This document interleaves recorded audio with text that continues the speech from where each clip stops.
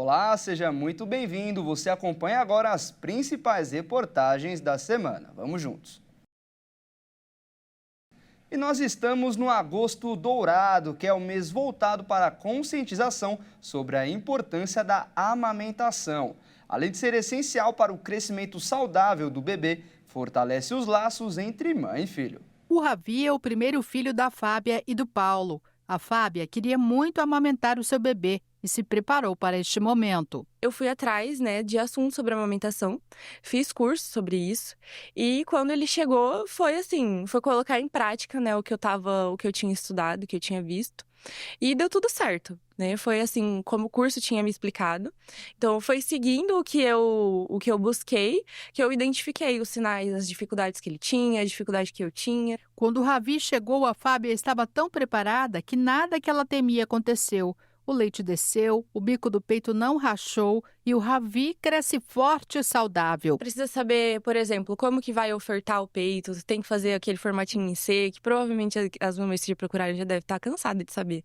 É o formatinho em C, ele tem que pegar toda a auréola do peito, que é a parte preta, O Paulo também aprendeu qual é o seu papel nesse processo, que é garantir o conforto e o bem-estar físico e emocional da esposa. Eu entendi o meu papel, que é principalmente acalmar, fornecer uma segurança ali para ela e também estar ali para o que for necessário.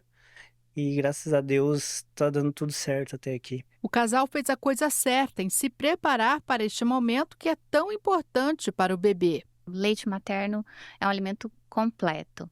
Ele, além dos nutrientes que ele traz anticorpos para a criança. Esses anticorpos vão proteger contra infecções, contra alergias. A médica, ginecologista e obstetra diz quais são os principais mitos da amamentação. Existe leite fraco? Não, não. Mesmo a mamãe que está doente, mamãe que está anêmica, ela produz um leite forte, um leite bom que sustenta o bebê. Amamentação exclusiva, por quanto tempo é indicado, 6 meses, amamentação exclusiva, só o peito. Isso exclui água, chá, qualquer outra coisa. Por diferentes motivos, muitas mães não podem amamentar, ou porque tiveram parto prematuro, ou têm alguma condição física e até emocional que interfere na produção de leite. Então, se você tem leite excedente e sabe da importância desse alimento para os bebês, seja solidária e doe leite materno. Claro, as mães que doam, elas têm toda uma triagem de doenças infecto-contagiosas, tem que estar tudo negativo para elas poderem doar. E aí o bebê que está recebendo esse leite, ele está recebendo um alimento completo, melhor que qualquer fórmula. E se tiver alguma dificuldade com a amamentação, a equipe do Banco de Leite Humano pode ajudar. Se a mãe está tendo dificuldade, a mama está empedrada, precisa fazer massagem para esvaziar, ou se a pega não está adequada, está fazendo fissura, está machucando, a mãe pode e deve procurar ajuda do banco de leite, que as pessoas que trabalham lá são treinadas para orientar a amamentação. A poluição é comum nesta época de tempo seco e provoca prejuízos ao meio ambiente e à saúde das pessoas. Além disso, as doenças respiratórias aparecem com mais facilidade. As queimadas e a falta de chuva ainda não ajudam a piorar a situação. A previsão para o mês de agosto na maior parte do Brasil é de tempo seco, mantendo as características dos últimos meses. As temperaturas seguirão uma tendência de elevação, especialmente nas regiões centro-oeste e norte.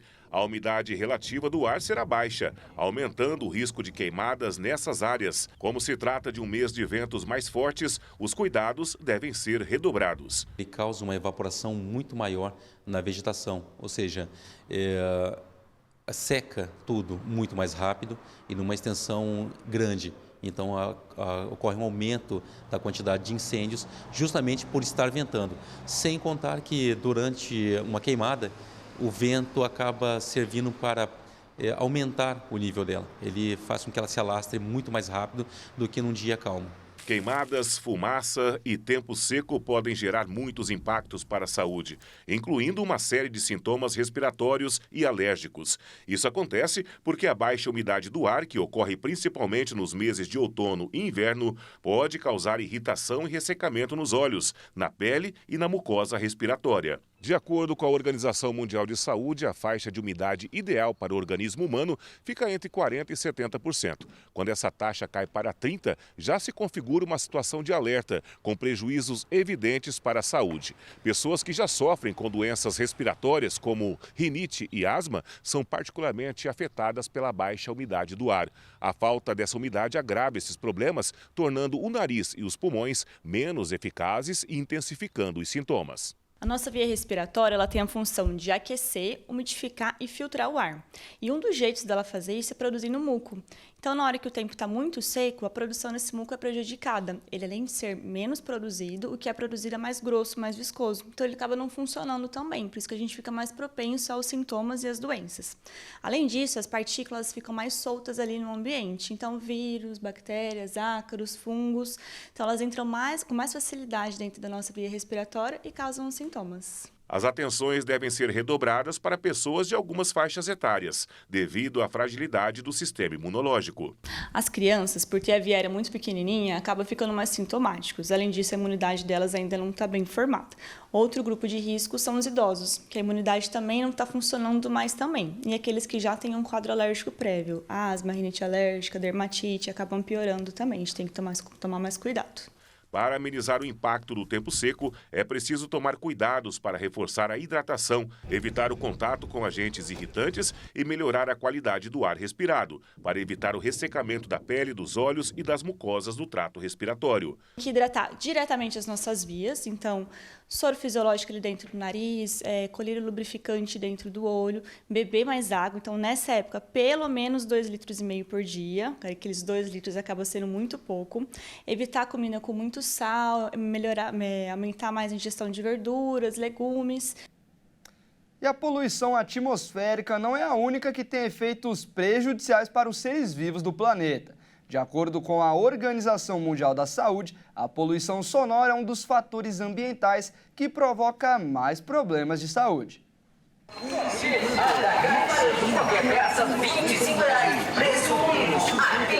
O que você sente ao ouvir esses sons e observar as imagens? Andar pela região central de uma cidade é sempre tarefa árdua. Uma chuva de ruídos e imagens que podem provocar danos à nossa saúde. Estamos falando das poluições sonora e visual. Essa questão dessa sonorização aí está incomodando, sim. Devia ter uma medida mais ou menos para ser uma coisa padrão, né? Porque a gente escuta aqui um som muito alto ali, outro incomodando ali, às vezes um carro de som no bar, dentro do centro incomodando também. E isso assim atrapalha até mesmo o comércio no geral, né? Incomoda sim, com certeza. Incomoda bastante. Depois que passa por um período desse que vem aqui no centro, por exemplo, mesmo, percebe que fica mais estressado? Sim, Teixeira já tem essa dinâmica de muita correria, muita cidade aqui, todo mundo resolvendo seus problemas aqui.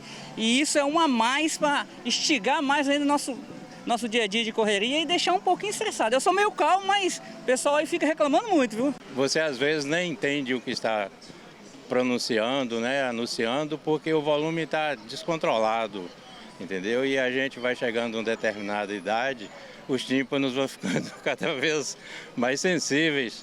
E daí eu acredito que, não sei de que ordem que é isso, talvez municipal, pudesse regulamentar, entendeu? Não só a poluição sonora no centro comercial, informando ou fazendo propaganda, como nos finais de semana, entendeu? Os vizinhos, a perturbação é muito alta. Segundo especialistas, o acúmulo de informações ao nosso redor, como excesso de banners, placas, faixas, outdoors, letreiros luminosos e fios elétricos, por exemplo, acaba provocando o cansaço visual. Por outro lado, temos os ruídos, buzinas, carros de som, barulhos do trânsito, pessoas e lojas. Eu chego em casa nervosa, é muito barulho, entendeu? A gente fica sem poder agir em qual situação, principalmente quando você vem com uma pessoa mais idosa. A pessoa fica querendo ir embora, que o barulho está muito, perturbador. É barulho de tudo, né? Aqui no centro muito barulho mesmo. É carro. Aí mesma hora até mesmo a voz das pessoas por causa do som perturba a gente, é perturbador mesmo. Muita informação ao mesmo tempo, né? Muitas lojas, muito colorido, isso chama muita atenção e acaba deixando às vezes a gente um pouco confusa. A questão do som alto também. O som também, isso, o som, os sons que fazem comercial muito alto, isso acaba atrapalhando a audição da gente. Você percebe isso no bairro que você mora também? Tem muito isso, essa poluição sonora muito assim? Tem sim, algumas vezes sim. Tanto sons e imagens alteram a condição normal da nossa audição e visão em um determinado ambiente. Quando somos submetidos diariamente à poluição sonora e à poluição visual, sérios problemas de saúde, como distúrbios cardíacos, físicos, neurológicos e psicológicos, podem surgir. Então, uma vez exposta a esses ruídos, muitas vezes sem nos darmos conta, estamos sendo prejudicados. Que afeta o nosso, de certa forma, afeta o nosso sono, o nosso funcionar, né? A capacidade de por atenção, de raciocínio, enfim, isso vai trazer funcionamento vai trazer prejuízo ao funcionamento. De certa forma, vai vir uma irritabilidade por conta disso, uma ansiedade exagerada. Em alguns casos, o inverso, uma depressão.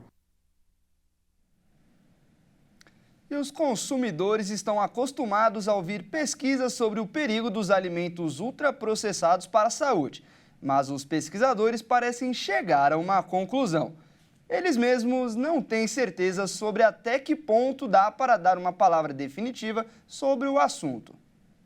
Os alimentos ultraprocessados, caracterizados por serem industrializados e ricos em aditivos químicos, estão cada vez mais presentes na dieta dos brasileiros, rápidos, práticos e muitas vezes econômicos. Esses produtos, no entanto, podem representar uma ameaça significativa à saúde. Esses tipos de produtos, como refrigerantes, biscoitos recheados, salgadinhos de pacote, comidas congeladas e uma infinidade de itens prontos para consumo, passam por múltiplos processos industriais para ter longa duração e sabor intenso. Apesar das pesquisas apontarem que aproximadamente metade das calorias consumidas pela população brasileira provém de ultraprocessados, que esses alimentos não fazem bem à saúde quando consumidos em grandes quantidades, especialistas não conseguem concordar sobre como exatamente eles afetam o corpo das pessoas.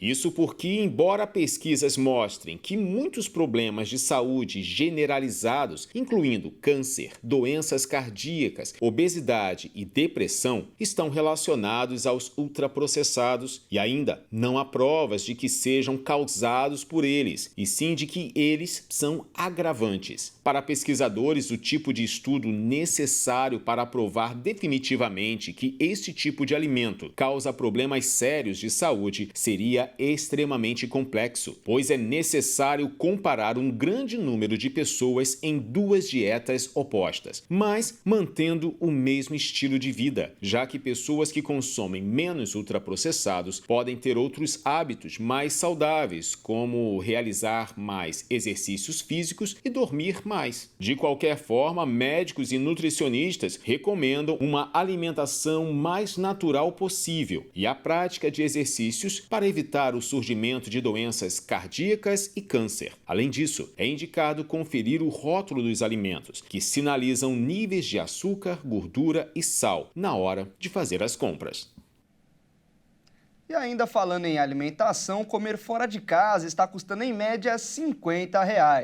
Motivo mais do que o suficiente para o trabalhador dar preferência a levar marmitas para o serviço. Uma pesquisa divulgada recentemente pela Associação Brasileira das Empresas de Benefícios ao Trabalhador revelou que o preço médio da refeição completa em estabelecimentos comerciais pelo Brasil ultrapassou a marca de R$ 50, o que representa um aumento de quase 11% em relação a 2023. O estudo foi conduzido de março a maio de 2024, avaliando os preços de mais de 4.500 estabelecimentos, entre restaurantes, lanchonetes, padarias, totalizando mais de 5.600 preços coletados em 51 das cidades das 5 regiões brasileiras. Dentre essas, o Sudeste apresentou o maior valor médio por pratos, com um custo de mais mais de R$ 54,50 por refeição. Entretanto, apesar da maior média de preços ser da região sudeste, veio do sul a maior média entre todas as capitais do país. Florianópolis, em Santa Catarina, se destacou com o preço médio ultrapassando os R$ 60. A pesquisa é realizada há mais de 20 anos e, para dirigentes da instituição, ela serve como um termômetro para os preços das refeições servidas em restaurantes, bares, lanchonetes e padarias. O sedentarismo muitas vezes precede a morte. A fraqueza causada por estilos de vida sem atividade física impõe uma carga insustentável ao sistema de saúde e aos cuidadores. A Organização Mundial da Saúde estima que o custo da inatividade física para os sistemas públicos entre 2020 e 2030 custará 300 bilhões de dólares. O sedentarismo no trabalho é um inimigo silencioso. Com atividades cada vez mais automatizadas, muitos profissionais passam a maior parte do dia sentados em suas cadeiras. Esse comportamento afeta diretamente a saúde e a qualidade de vida de cada um. Estimular a prática de exercícios físicos pode reduzir muito o número de afastamentos, doenças e acidentes do trabalho. Além disso, está provado que pausas para exercícios de força e alongamento aumentam o fluxo sanguíneo, melhoram a função cerebral, inclusive a concentração. No Reino Unido, por exemplo, empresas com mais de 1.000 funcionários gastam cerca de 2 milhões de libras por ano em faltas por doenças. É importante que empresas ofereçam apoio proativo e prático para que os funcionários possam cuidar da saúde e, consequentemente, ter um melhor desempenho no trabalho. Isso pode significar a contratação de um fisiologista do exercício ou de um treinador para ir ao ambiente de trabalho ou até mesmo usar a tecnologia para oferecer sessões virtuais para os empregados. Os programas podem até mesmo transformar a participação em um jogo para criar camaradagem entre os departamentos da empresa. Segundo a Organização Mundial da Saúde, 79% dos trabalhadores sofrem com estresse no trabalho. Desse total, 24% já se afastaram das suas atividades laborativas por causa do estresse. Potencializar os efeitos das atividades físicas com práticas que causem impactos positivos na saúde mental dos colaboradores pode ser uma ótima ideia para reverter esses números. Atividades como yoga, meditação, massagens relaxantes e musicoterapia são bem-vindas e também integram a lista de práticas holísticas que podem ser adotadas por todas as empresas. Hábitos saudáveis no ambiente de trabalho podem estimular mais pessoas a mantê-los até a aposentadoria, ou seja, mais fortes, ativas, independentes e sem problemas por mais tempo. Várias pesquisas mostram que o problema de dor nas costas se torna cada vez mais comum depois dos 45 anos de idade. Além disso, cerca de 8 em cada 10 pessoas sofrerão deste problema em algum momento da vida. O envelhecimento natural é inevitável e, com a chegada da idade, temos novos desafios físicos. Uma das principais queixas dos idosos é justamente a dor nas costas. Ela é tão comum e famosa entre os adultos da meia-idade que muitas pessoas acham que é característico ao envelhecimento. Mas especialistas no assunto alertam que a dor na coluna depende muitas vezes de nossas atitudes durante o cotidiano. Então, é um fato que não devemos sobrecarregar o nosso organismo. A prevenção de problemas deve ser algo diário, através das nossas atitudes. Segundo dados da Organização Mundial da Saúde, 80% das pessoas são acometidas por dores na coluna em algum momento da vida. Ela pode ser causada devido à doença degenerativa do disco, irritação da raiz nervosa, artrose ou escorregamento vertebral, principalmente entre os idosos.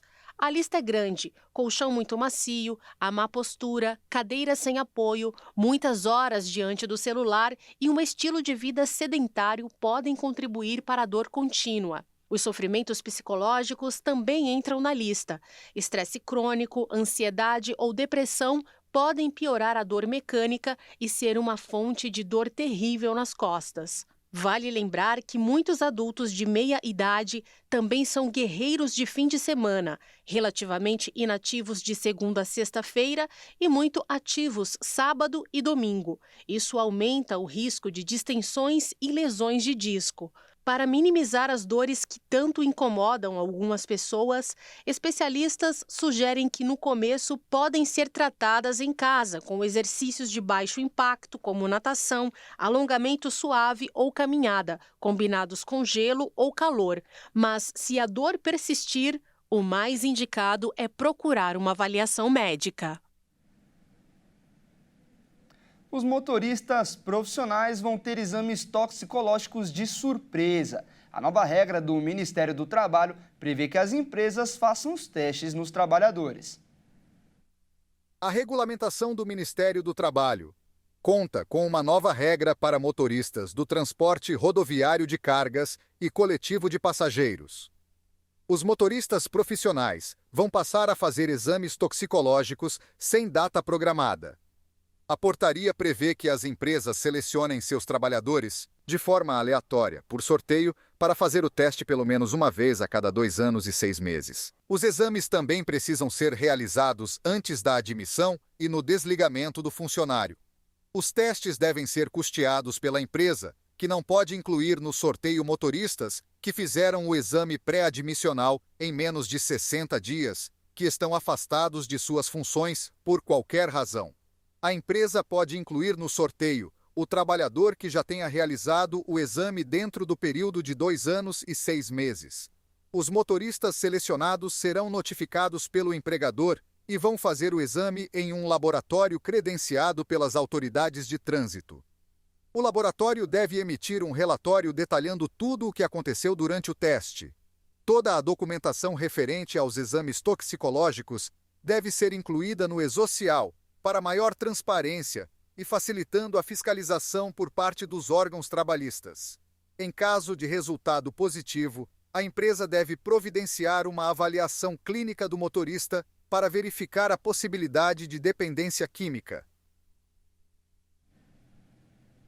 O aluguel de carros elétricos no Brasil ainda gera dúvidas nos motoristas e enfrenta desafios devido à falta de infraestrutura nas estradas do país. Em 2023, havia mais de 8 mil carros eletrificados para alugar no Brasil, o que representa 0,5% da frota total de 1,5 milhão de veículos do setor. Segundo dados da Associação Brasileira das Locadoras de Automóveis, a BLA, um número ainda pequeno. Entre os principais desafios encontrados no setor estão o alto custo, dificuldade para obter peças de reposição e poucos pontos de recarga, além do desconhecimento sobre essa opção de veículo. Apesar das dúvidas, as locadoras e os aplicativos de transporte vêm investindo neste segmento. O preço da locação desse modelo é mais caro que um automóvel movido a combustão. O custo de uma diária fica em torno de R$ 215 a R$ 755. Por isso, é preciso que o cliente entenda como funcionam os pontos de reabastecimento, os chamados eletropostos. A rede de carregadores públicos ainda é um grande impasse no país, com um carregador para cada 19 carros elétricos. Com o foco em veículos eletrificados e energia limpa, algumas empresas firmaram parceria com a fabricante chinesa de carros elétricos, a BYD. Um levantamento feito pela BLA concluiu que entre 18% e 20% dos veículos alugados são utilizados pelos motoristas de aplicativos e que os usuários poderão solicitar viagens apenas em carros elétricos. Mercados como Europa, Estados Unidos e China vivem um processo de descarbonização que dependerá mais desse tipo de veículo. No Brasil, a tendência é que esses modelos conquistem seu espaço, enquanto os híbridos flex terão maior adesão.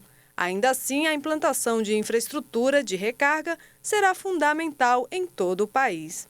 E veja a seguir, curso especializado ensina barbeiros a cortar cabelos de crianças autistas. E ainda, após mãe incentivar filha autista no judô, a menina conquistou o primeiro lugar do pódio em competição. Nós voltamos já.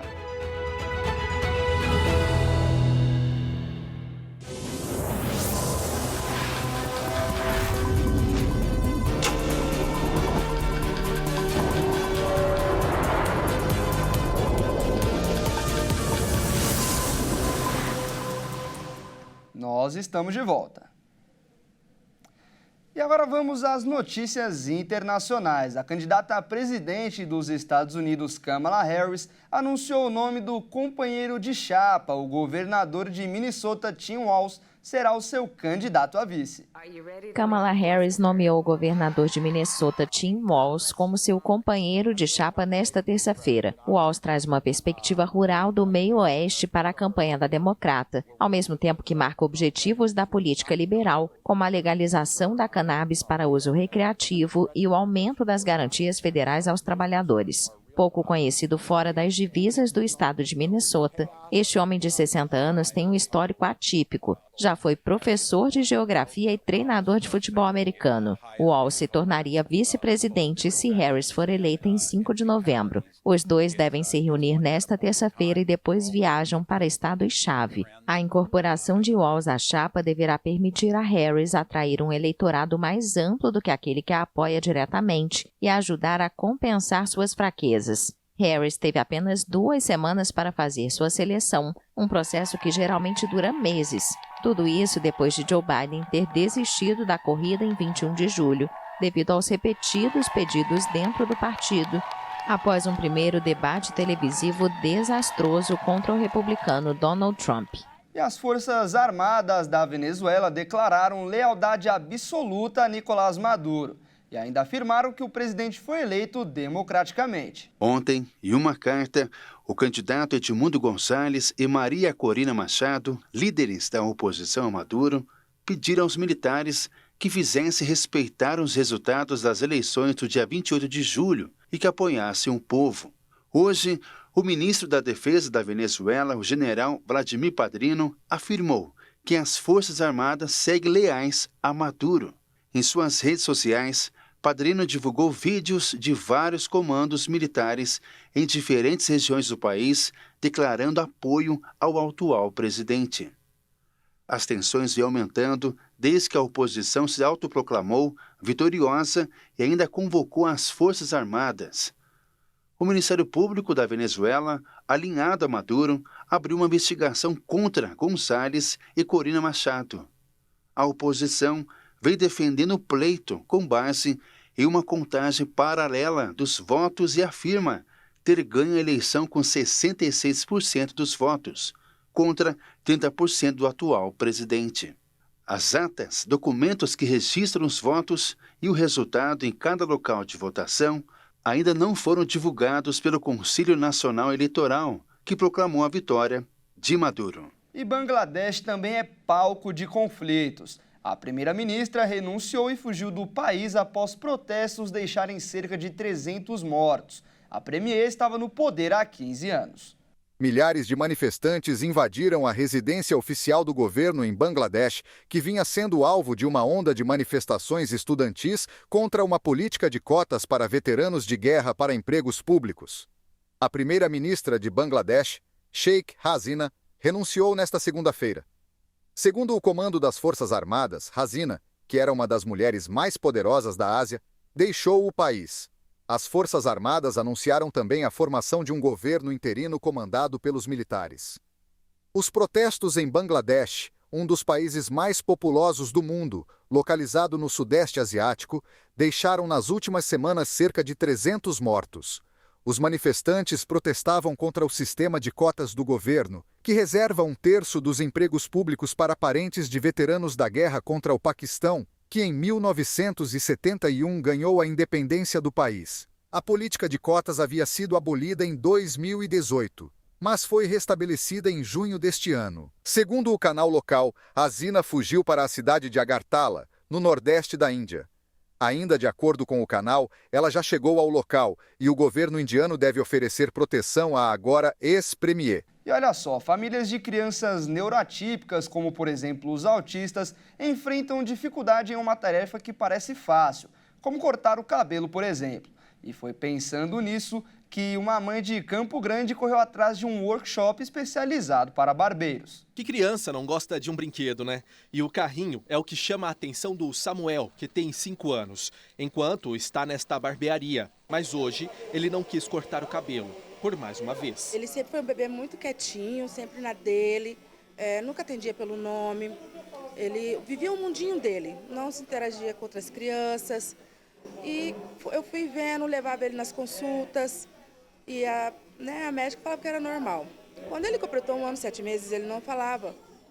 E foi quando eu tomei a decisão de falar para a pediatra dele, na época que eu queria um encaminhamento para neuro. Ela deu tudo mais, bonitinho. E já a neuro já tinha, na primeira consulta, já falou que ele tinha os aspectos do autismo. Desde então, Adriene sofreu para conseguir cortar o cabelo do filho. Uma peregrinação de barbearia em barbearia. Com muito custo, deixa de usar a tesoura.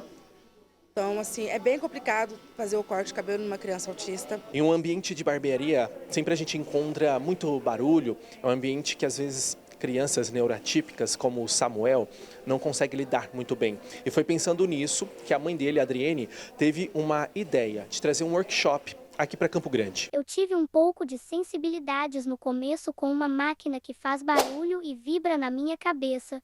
Mas depois eu consegui me regular e me distrai com vários brinquedinhos.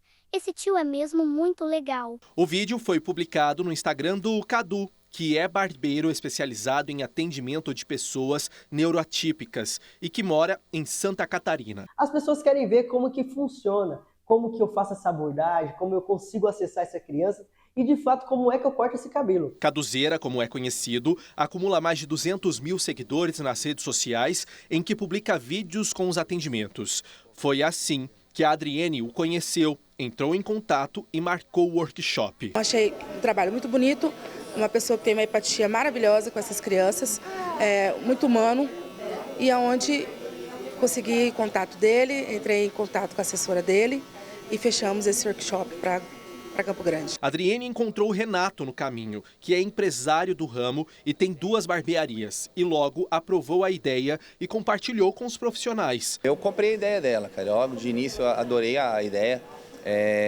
Capacitar a equipe para estar atendendo esse tipo de público é fundamental.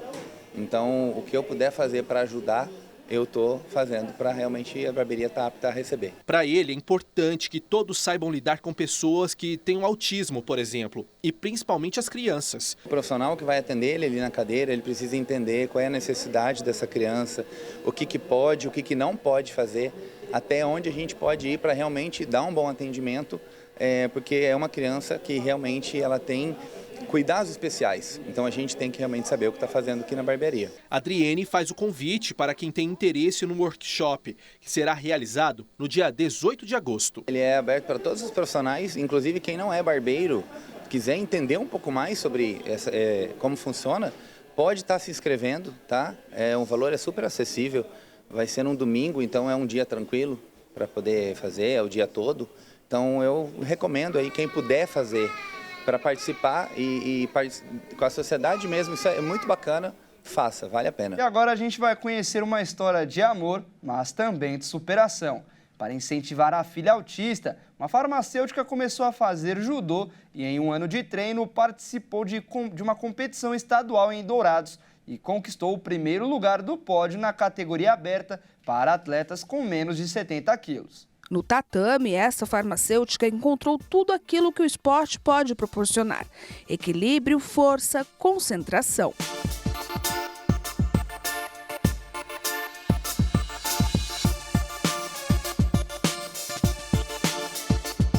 Mas a história da Luz começou há mais de 20 anos, quando ela saiu de Concepción, no Paraguai, para fazer faculdade. Em Dourados, se apaixonou, casou e teve aluna. Foi quando minha filha foi diagnosticada com autismo. Daí eu procurei, além das terapias dela, fazer uma atividade física. Então eu coloquei ela no judô. Aí depois de uns 3 anos ela fazendo judô já, eu, como sempre vinha acompanhando ela, o sensei me convidou, que tinha uma turma de adultos. Então eu comecei na turma de adultos. E posteriormente eu comecei a entrar com ela no tatame também, para ajudar ela a incentivar. Já a história da atleta é mais recente, tem pouco mais de um ano. Realmente foi surpreendente para mim o gosto pelo judô, porque de fora você olhando, você vê que é um esporte assim, parece muito bruto. Então, só que ele mudou a minha vida. Assim, ele deixa eu ficar mais centrada no momento presente. Quando a gente entra no tatame, não pensa em mais nada. Como o nome já diz, a luz ilumina por onde passa.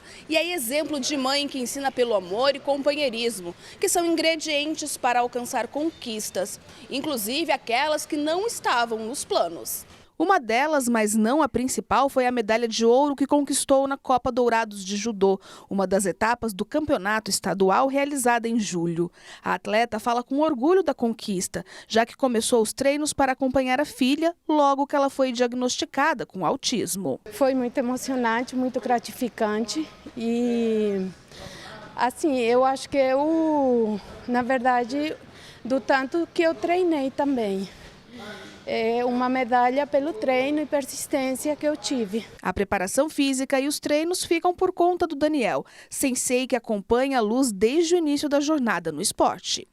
Parece que foi ontem, né? Já tem um ano já, né, que ela está praticando e ela escutou o buzunzum de competição, partiu dela, né? Partiu dela, perguntar como era, perguntou para mim se teria como, né? E tem uma categoria assim favorável a ela, né? Falei, Luz, dá para competir, não tem perigo de machucar. Todo esporte tem seu risco, né? Mas é muito difícil, né?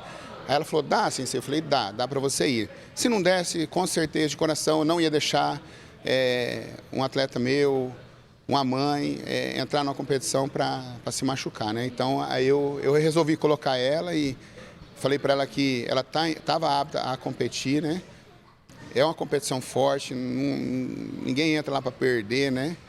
E foi adorável ela lutar lá, foi gratificante. E assim, treinando e participando da vida da filha, que a Luna pretende continuar a jornada como atleta, mas principalmente no esporte que tem melhor desempenho, o de ser mãe. Eu acho que assim, a gente influencia muito mais pelo exemplo os nossos filhos do que com palavras.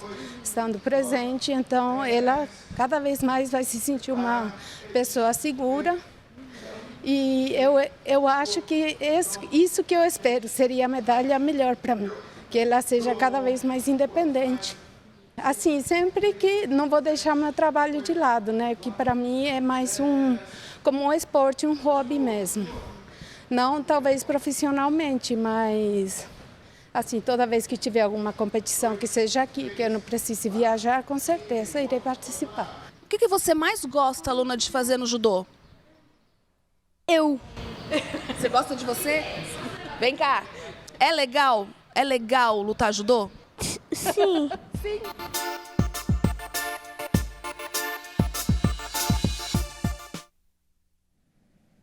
E essa edição termina por aqui.